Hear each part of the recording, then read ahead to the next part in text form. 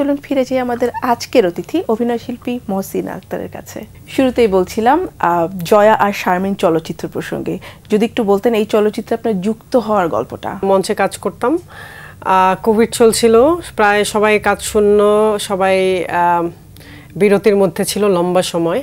এটা কোভিড শুরু হওয়ার মাঝামাঝি সময়, লকডাউন কিছুটা কমেছে, ওই সময় ঢাকা প্রায় শূন্য, ওই সময়টা এই কাজটার প্রস্তাব আসে এবং বুঝতে পারছিলাম না করব কি করব না, কিন্তু শেষ পর্যন্ত একটা কাজ এবং একটা দল, যাদের খুব ছোট্ট একটা দল এবং যারা খুব আন্তরিকতার সাথে সিনেমাটা বানিয়েছেন, তো শেষ পর্যন্ত তাদের সাথে যুক্ত হওয়া এবং প্রথম ফিল্মটা করে ফেলা হলো আর কি। আচ্ছা, এই যে বললেন যে আপনি বুঝতে পারছিলেন না করবেন কি করবেন, এর পেছনে কারণ কি ছিল, কি নিয়ে আপনি একটু সন্দিহান ছিলেন? ওই সময় আমরা কোথাও নড়তে পারছিলাম না, আমরা ঢাকায় আটকে ছিলাম এবং এখন এটা প্রায় আমরা ভুলতেই বসেছি যে ওই সময় কি ভয়ঙ্কর অবস্থা হয়েছিল। ঢাকায় আটকে থাকতে থাকতে আমার মনে হয়েছিল যে কোনো সময় লকডাউন খুলবে এবং আমি গ্রামে চলে যাব। তো আমি গ্রামের বাড়ি আমার টাঙ্গাইল, ওখানে চলে গিয়েছিলাম এবং আমার একটাই লক্ষ্য ছিল ওখানে থাকা মা বাবার সাথে, কারণ এই সময় মৃত্যু এত চারদিকে ঘন হয়ে এসেছিল, মনে হচ্ছিল জীবনের আর কোনো মানে নাই, জীবনের সবচেয়ে অর্থপূর্ণ প্রিয়জনের কাছে থাকা এবং যতটুকু থাকতে পারা, ওইটা একটা বড় কারণ ছিল। এবং এর আগে তো আমি চলচ্চিত্রের সাথে কাজ করিনি, এই মঞ্চ আমার এত প্রিয় জায়গা, তো আমি ওইটাই একটা কোনো কিছু ভেবে না যে এটা করব কি করব না, মনে হচ্ছিল যে এই সময় না করি, কিন্তু তাদের এত আন্তরিকভাবে চাচ্ছিলেন এবং শেষ পর্যন্ত আমি করেছি এবং আমি মনে করি এটা আমার খুব ভালো সিদ্ধান্ত হয়েছিল। এবং এটা ওই সময়টা একটা কাজ করতে পারা, এটা তো খুব আনন্দের এবং এটা একটা বড় ব্যাপার যে যখন কোনো কাজ হচ্ছে না, আর্টিস্টরা প্রায় কাজ শূন্য, তখন একটা কাজ করতে পারা এটা খুব খুব বড় বিষয়। পিপলু আর খানের জয়া আর শারমিন চলচ্চিত্রে জয়া আহসানের সাথে কাজ করার অভিজ্ঞতা কেমন ছিল? তিনি তার জায়গায় একদম প্রতিষ্ঠিত, তার অভিজ্ঞতার ঝুড়ি অনেক বড় এবং আমি তাকে চিনি, অনেক দিন ধরে তার কাজ দেখেছি, এই অর্থে চিনি, কিন্তু তাকে সামনাসামনি ওই সময় আমরা খুব অল্প সংখ্যক একটা ঘরের মধ্যে ছিলাম এবং ওই প্রতিদিন ওই অল্প 8 জন থেকে 9 জন মানুষ ঘরের ভেতরে একটা সিনেমা বানাচ্ছি। সবচেয়ে ভালো বিষয় যে একজন মানুষকে খুব কাছ থেকে দেখা হয়েছে এবং তার সাথে কাজের অভিজ্ঞতা তো অসাধারণ অবশ্যই। এটা তো আমি বলবো যে আমি আনন্দিত তার সাথে কাজ করে এবং কাজ করতে পেরে। অনেক ছোটোখাটো অনেক মজার ঘটনা ঘটেছে যেটা ভবিষ্যতে মনে থাকবে এবং প্রথম চলচ্চিত্র এবং প্রথম চলচ্চিত্রে জয়া আহসান এই জন্য বিশেষ যে উনি জয়া আহসান, আরেকজন আর একটা কারণে বিশেষ যে একটা নারী, এটা অসাধারণ একটা বিষয় আমার জন্য, এটা বিশেষ। আচ্ছা, এই যে বললেন যে ওই সময়ে শুটিং হয়েছে এবং জয়া আহসানের সাথে কাজ করেছেন, অনেক ছোট ছোট গল্প নিশ্চয়ই আছে, মজার গল্প, তার ভেতর থেকে দু একটা গল্প কি আজকে দর্শকদের জন্য? একটা সিন ছিল বাইরে রাতের বেলা, আমরা কুকুর খাওয়া, 2 জন চরিত্র কুকুরকে খাওয়াতে বের হয়েছি খাবার নিয়ে। তো আমরা হাঁটছি, আমাদের সাউন্ড ডিভাইস ছিল 2 জনের গায়ে এবং এটা অন ছিল এবং আমরা যাচ্ছি ফাঁকা রাস্তা, একদম মানুষ শূন্য, রাত হয়ে গিয়েছে অনেক, পেছনে আমাদের ক্রুরা আছে, কিন্তু আমরা হাঁটছি, আমাদের বলা হয়েছে আমরা একটা রাস্তা ধরে যাব এবং আমরা হেঁটেই চলেছি এবং একটা পর্যায়ে ক্রস করার পর আমরা ব্যক্তিগত গল্প প্রায় শুরু করে দিয়েছি এবং গল্পগুলো নারী কেন্দ্রিক। আচ্ছা, নারীদের সংকট বা এইটা নিয়ে, তো আমাদের একেবারে মাথায় নাই যে কানে আরেকজন সাউন্ডের যিনি ওইটা শুনছেন। আচ্ছা, আমরা হঠাৎ 2 জন আবিষ্কার করলাম আমরা যে গল্পটা করছি খুব খুব ইন্টিমেট গল্প এবং এটা আরেকজন শুনছেন। বিশেষ কিছু আমরা বলছি তা না, কিন্তু এটা হয়তো অন্যজনের উপস্থিতিতে আমরা বলবো না, আমাদের সংকটের কথা, আমাদের সম্ভাবনার কথা। তো ওইটার পরে আমরা খুব হেসেছি এবং যিনি ছিলেন নাহিদ ভাই, আমরা এসে বলেছি নাহিদ ভাই আপনি কি কিছু শুনেছেন? তো উনি বলছেন না আমি শুনিনি, আমি ওইদিকে মনোযোগ দিইনি বা আমার কানে ছিল না। তো এটা একটা ইন্টারেস্টিং ঘটনা। আপনি তো মঞ্চেও কাজ করেছেন, যখন আপনি একটি চরিত্রের জন্য নিজেকে প্রস্তুত করেন সেই প্রস্তুতিটা কেমন হয়? পাস্ট হয়নি এখনো,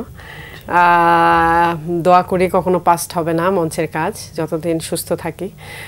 মঞ্চের কাজের চরিত্র নির্মাণ এবং যে কোনো অভিনয়ের ক্ষেত্রে চরিত্র নির্মাণের তো নির্দিষ্ট পদ্ধতি আছে এবং আমি কিছু নিয়ম মানি যেটা বা না মানি, যেটা বিভিন্ন অভিনয় পদ্ধতি থেকে নেয়া বা আমার যে ট্রেনিংয়ের মধ্যে দিয়ে শেখা। সেক্ষেত্রে আমার জন্য জরুরি চরিত্রটা খুব ভালো করে অ্যানালাইসিস করা। সেই অ্যানালাইসিসটা শুধু টেবিলে বসে টেক্সট নিয়ে না, সিন করতে করতে ফিজিক্যালি অ্যাক্টিভ অ্যানালাইসিস বলি এটাকে, আমি বলি না, মারিয়া ক্নেভেল স্তানিস্লাভস্কি থেকে পরবর্তীতে এসছে।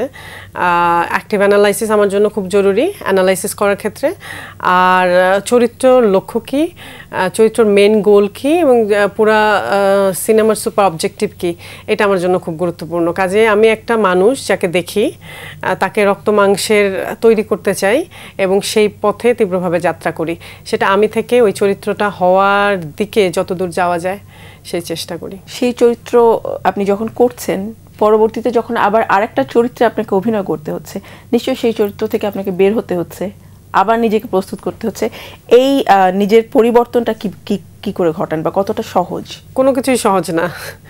আপনি এখানে কাজ করছেন, এটাও সহজ না।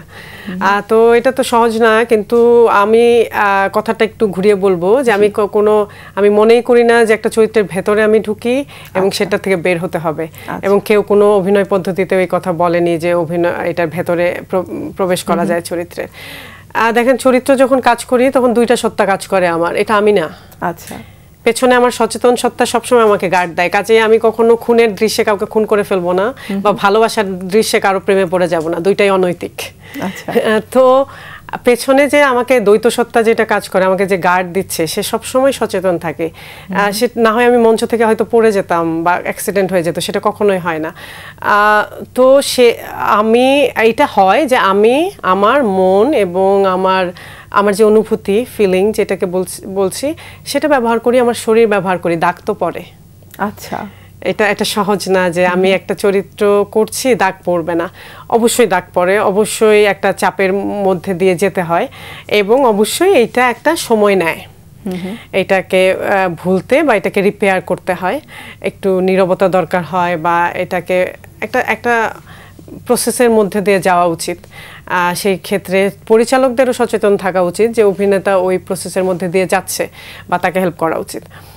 আমার জন্য না, একটা চরিত্র থেকে কিছু সময় হয়তো লাগে, কিন্তু এটা যদি চরিত্র তো ভিন্ন এবং তার রিদম আলাদা, তার ধরন আলাদা, তার স্পিরিট আলাদা। কাজে ওইটা যদি ধরা যায় তাহলে আমার মনে হয় চরিত্রগুলো একটা থেকে একটা ভিন্ন হতে পারে, যদিও আমারই শরীর, আমারই মুখ, আমারই অনুভূতি। জয়া আহসান তো আমাদের আসলে অনেক দিনের পরিচিত এবং সকলের কাছে খুব প্রিয় একজন অভিনেত্রী।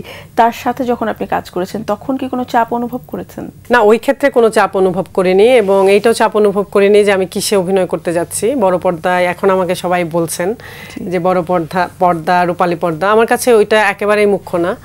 আমার কাছে গুরুত্বপূর্ণ ওই মানুষটা এবং জয়া আহসান। এটা কিন্তু জয়া আহসান একজন ব্যক্তি, কিন্তু আমি যার সাথে ডিল করছি তিনি জয়া আহসান ক্যারেক্টার। এই সিনেমায় ওনার নামও জয়া আহসানের ভূমিকায় কিন্তু উনি অভিনয় করেছেন। উনি কিন্তু প্রকৃত যে জয়া আহসান তাকে পুরোপুরি দেখায়নি, এটা সম্ভব না। তো আমি না ওই চাপ অনুভব করিনি। একটা চাপ আমার ছিল যে এই পরিবেশটা আমার জন্য একেবারে নতুন এবং মানুষ সবাই নতুন, এবং আমি বুঝতে চাচ্ছিলাম পরিচালক কি চাচ্ছেন। যখন আমি থিয়েটার করি, একজন নাট্যকার যখন আমি পড়ি, যেমন আন্তন চেখভ হোক, স্যামুয়েল বেকেট হোক, যে কেউ, ওই নাটকটা পড়ে যদি পরিচালক নীরব থাকেন, আমি বুঝে ফেলি যে এই টেক্সটটা কি চাচ্ছে, এই চরিত্রটা কি চাচ্ছে। কিন্তু সিনেমার ক্ষেত্রে যেটা হয়, আমার এই অভিজ্ঞতা বলে যে যতটুকু স্ক্রিপ্টে থাকে তার চেয়ে বেশি পরিচালকের চিন্তায় এটা কাজ করে। তো কাজে তারটা বোঝাটা খুব জরুরি। ওইটা আমি বুঝতে চেষ্টা করেছি শুরু থেকে আপ্রাণ, এবং না ওই ক্ষেত্রে কোনো চাপ আমার অনুভব হয়নি। আমার মনে হয় 2-3 দিন যাওয়ার পর আমরা একটা পথে যাত্রা করেছি পুরা দল। আপনি মঞ্চে কাজ করছেন এবং বড় পর্দায়ও কাজ করলেন, কোথায় বেশি স্বাচ্ছন্দ্য বোধ করেছেন বা করছেন? একটা কাজই করেছি, তো কাজে বেশি বলার কিছু নাই, বাহুল্য হয়ে যাবে আর কি, বেশি অধ্যত্ত হয়ে যাবে সেটা না, কিন্তু স্বাচ্ছন্দ্য দুইটা মাধ্যমেই এটা মনে হয় সাঁতার শেখার মতো। আপনি যদি সাঁতার জানেন তো আপনি দুইটাতেই সাঁতরাতে পারবেন। অবশ্যই আপনি যেভাবে খালে সাঁতরাবেন সেভাবে তো আমরা সমুদ্রে সাঁতরাতে পারবো না। তো সেই দুইটা পার্থক্য আছে, দুইটাই আমার জন্য খুব গুরুত্বপূর্ণ, কারণ এটা কাজ। আমি যখন হ্যাঁ বলেছি যে এই কাজটা করব, তখন এটা স্বাচ্ছন্দ্য করে নেওয়া এবং মন দিয়ে করা, দুইটাই। আর যদি বলেন যে প্রিয় জায়গা, মঞ্চ, তো ডেফিনেটলি আমি লম্বা সময় ধরে কাজ করছি।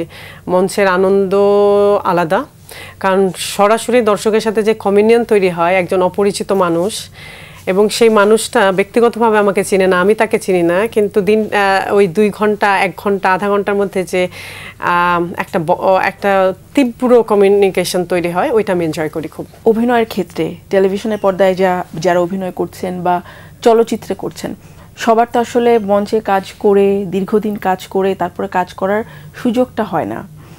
আপনার কাছে কি মনে হয় যে একজন মানুষের অভিনয়ে আসার ক্ষেত্রে বা পর্দার সামনে আসার ক্ষেত্রে মঞ্চে কাজ করার অভিজ্ঞতা থাকা কতটা জরুরি? মঞ্চ এমন একটা জায়গা যেখানে আপনার লুকানোর কোনো জায়গা নাই, কাজে আপনাকে সব চোখ সব সময় একসাথে দেখবে, আপনার প্রত্যেকটা পার্ট কাজ করতে হবে। তো ওই দক্ষতা যদি আপনার হয়, সেটা তো অবশ্যই খুব খুব ভাগ্যবান আমি বলবো অভিনেতা হিসেবে, যে ওই দক্ষতা আছে।